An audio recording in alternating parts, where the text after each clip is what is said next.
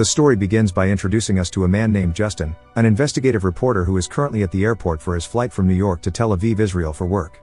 After clearing airport security, he spots a bookstore where his written magazines are being sold.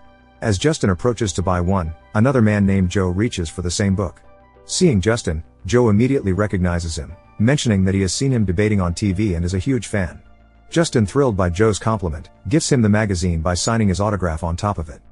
Later there's an announcement at the airport that flight number 1015 is delayed by 45 minutes, now scheduled to arrive at 10:15 instead of the original time 9:30. Justin calls his wife, who is concerned about his well-being because he recently recovered from a mental breakdown caused by the nature of his investigative work. She advises him to take care of himself by reminding him that the past is past.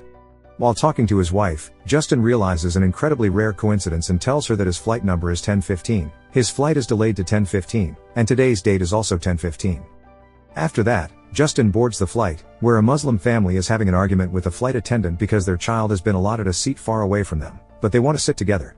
The seat they are arguing for happens to be Justin's, and he graciously gives up his seat, agreeing to exchange it. The flight attendant appreciates Justin's gesture, and he walks to his new seat, where he once again meets Joe, who is sitting in the last row, sipping his wine.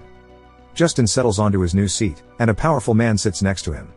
As the flight is about to take off, Justin checks the pocket in front of his seat and finds an iPod there. The iPod is displayed with a podcast titled, The Tragic Mystery of Flight Number 1015, which happens to be the same flight number Justin is on right now. Intrigued, Justin puts on a pair of headphones he finds in the side pocket, plugs them into the iPod and starts listening. In the podcast, the narrator recounts that on the day flight number 1015 took off late, the flight attendants were conducting safety demonstrations, and it was raining heavily outside. Little did the passengers know that within an hour, their lives were about to change because the flight was going to disappear into the ocean. Hearing this, Justin looks out of the window, and it's indeed raining heavily. This sight makes him uneasy, and he calms himself down by repeating past is past, past is past. The powerful man creeps out by seeing Justin's behavior but tolerates him anyway. Justin continues listening to the podcast, treating it as a fictional story.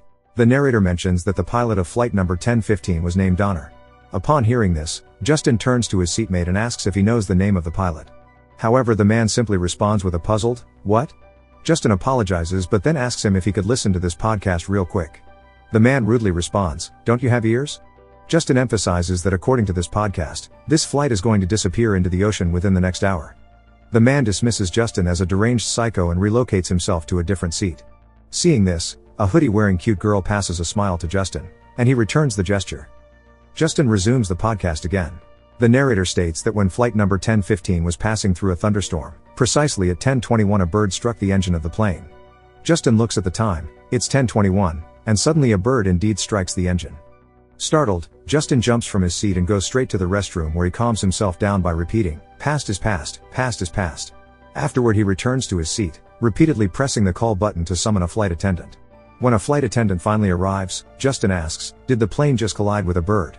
The flight attendant reassures him that no birds fly at the altitude they are currently at. However, Justin insists that he witnessed a bird striking the engine. The flight attendant sternly warns him to lower his voice and not to frighten other passengers, otherwise strict action will be taken against him. With no other option left, Justin apologizes and the flight attendant leaves. After that, Joe comes up to Justin and shares that he also saw that it was a bird, but the flight crew and pilots will never admit the truth. He reveals he used to be a pilot for this airline but was fired due to a habit of drinking on duty. Joe reassures Justin that this is a modern plane and the bird strike doesn't affect the engine and walks away. Justin plays the podcast again, where the narrator mentions that before the plane vanished, the pilot's last words were "Good night, New York." The narrator speculates that something unusual must have happened before the flight disappeared, such as a mechanical problem or a fire breaking out.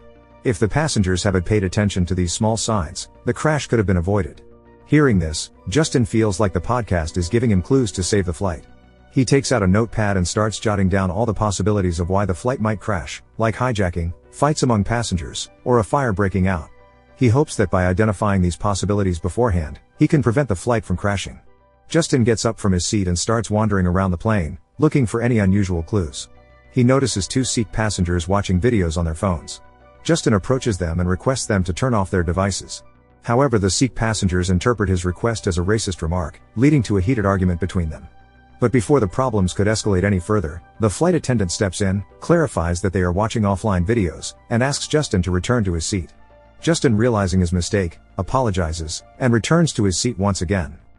He puts his podcast again, and the narrator reveals that there is a Russian passenger named Igor Orlov on this plane. Igor is supposed to testify against the Russian mafia upon reaching Tel Aviv in court. The Russian mafia would stop at nothing to prevent Igor from testifying, and they might have targeted flight number 1015 to stop him, leading to the crash. The narrator also mentions the presence of a U.S. air marshal on the plane, whose responsibility was likely to protect Igor from the Russian mafia. Hearing this, Justin becomes determined to meet the air marshal to warn him about it.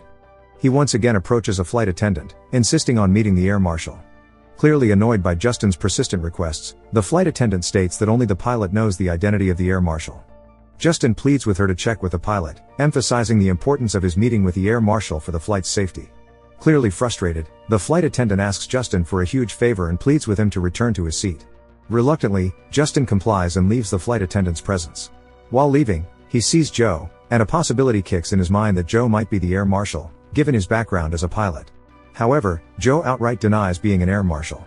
He suggests that if Justin wants to find out who the air marshal is, he needs to act deceptively and spot deceptive behavior among the passengers to identify the air marshal.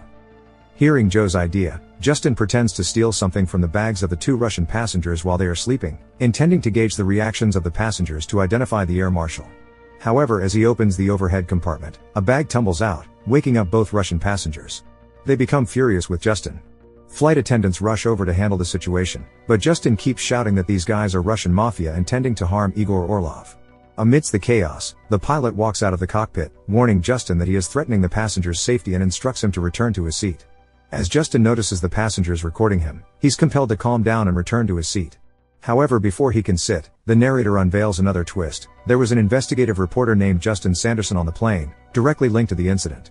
The narrator states that Justin had caused disturbance on the flight, and a fellow passenger had recorded the entire argument between him and the captain, uploading it to YouTube just moments before the flight disappeared. Now the narrator plays the recording, and it's the exact same argument Justin had with the pilot just a minute ago. Justin is now utterly convinced that the podcast isn't a fiction but indeed a chilling reality. Just then the frustrated captain approaches Justin once again, instructing him to sit down, but Justin refuses. He tells the captain that in just 15 minutes, "You're gonna say goodnight New York, please don't say that." The captain asks why. Justin replies, "Because those will be the last words anyone on this plane will hear." The captain feels threatened by Justin's words, and that's when the air marshal, who happens to be the same hoodie-wearing girl, comes over and handcuffs Justin. He recounts the entire story to her, but she insists that podcasts aren't real, and he'll receive immediate psychological assistance once they land. Justin vehemently denies having any psychological problems and begs her to listen to the podcast just once, but she refuses and walks away. Justin picks up the iPod and starts listening to the podcast again. The narrator states that now there were only 3 minutes left before the plane vanished, and both passengers and crew were completely unaware that their lives are about to change within the coming minutes. The only question remaining was whether there was anything that could be done to save the plane. As Justin was listening, Joe comes over and sits next to him. He says, "I believe you." Justin asks why. Joe responds that this plane is flying at an altitude of 30,000 feet, which is not normal for any passenger plane.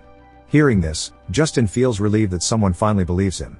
Joe adds, "I don't know how this podcast is telling you about the future, but I believe in magic, and I trust your words completely."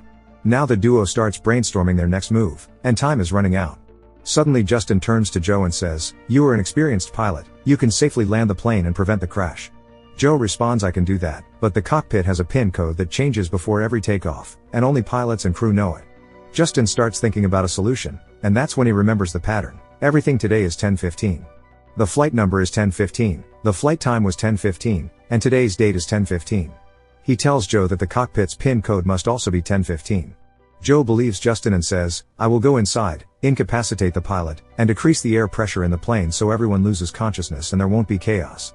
Before heading in, he secretly hands Justin an oxygen cylinder so that Justin doesn't lose consciousness too. Joe then walks to the cockpit, confidently enters the PIN code, successfully opening the door.